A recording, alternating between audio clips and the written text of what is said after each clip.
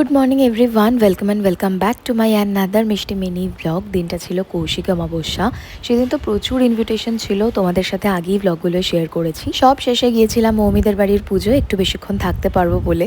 আরও তো প্রচণ্ড রেগে গিয়েছিল, কারণ আমার একটু আগে আগেই যাওয়ার কথা ছিল। আর এই যে মিরারটা তোমরা দেখতে পাচ্ছ, এটা এতটাই সুন্দর, মানে আমরা যারা যারা মেয়েরা ছিলাম, আমরা মোটামুটি এই মিরারের সামনে থেকে কেউ নড়ছিলাম না। ভীষণ সুন্দর করে সাজিয়েছে ও ঘরটা। তো তারপর আবারও নিচে চলে এলাম মায়ের কাছে, মায়ের দর্শন করলাম, মাকে প্রণাম করলাম, সবার মঙ্গল কামনা করে আমরা চলে গেলাম খেতে।